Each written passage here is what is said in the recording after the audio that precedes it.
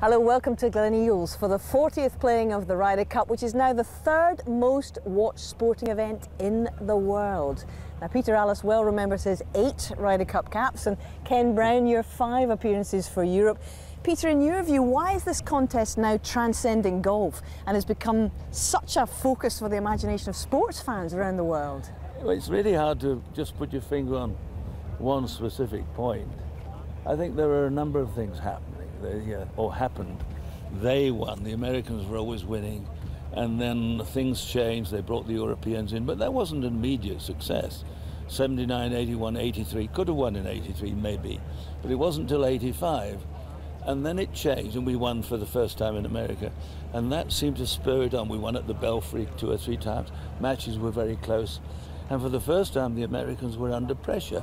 They were getting fed up with it. I played when 500 or 600 people watched in America, thousands watched here, but it was there were changing times, and the press got their imagination fired up. People wrote facetious things, cheeky things, hurtful things sometimes.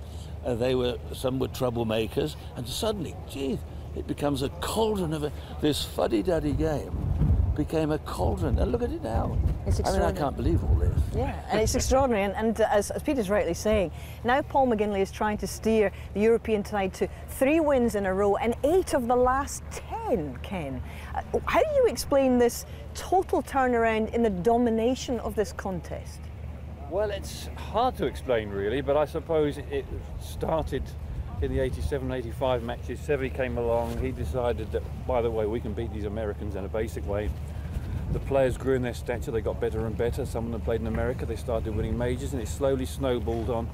And although we've been winning, Europe have been generally winning, they've been very close matches, so they've been turned on very fine margins. So it's been this thing that's gradually evolved, and it's going to be a tough task to win it.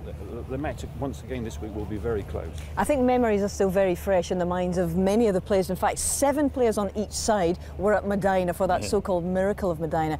And the US Ryder Cup captain, Tom Watson, is using that story as simply a story of redemption. He wants a redeemed team here, as they're calling it. It's a very powerful message, though, for the US team, isn't it? It is, and redemption is a wonderful word. You can use it in all sorts of things.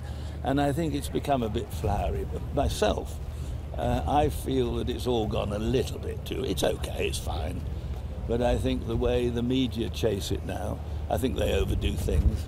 But that's the way it is. And as you say, it's the 3rd most watched event in the world of sports, not just a golfing event.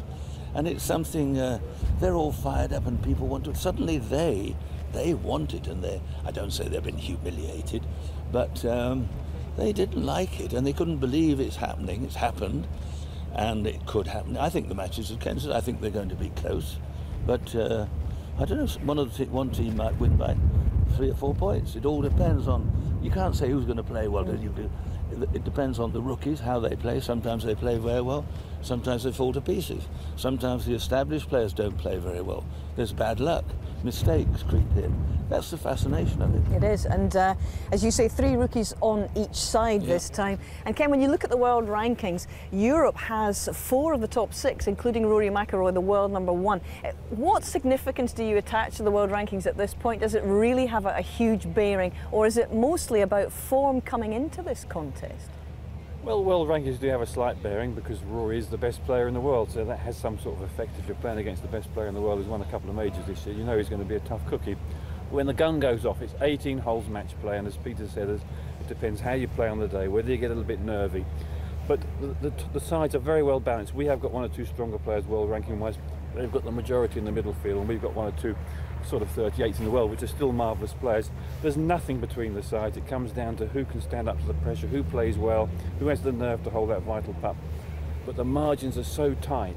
Every single shot is so important. That's why we love standing on that first tee, because the first one counts just as much as the last. It sure does. And in a way, this contest has come home, because it was here in 1921 that the very first contest between Great Britain and America's professional golfers took place. And 6 years later, after that germ of an idea, the official Ryder Cup was born. So we really are back at the spiritual home of this contest, in the home of golf. And it all kicks off for us. We'll have highlights every evening from tomorrow night, from Friday evening, 8:30 in the evening. I really hope you'll join us for one of the great global sporting events. See you then.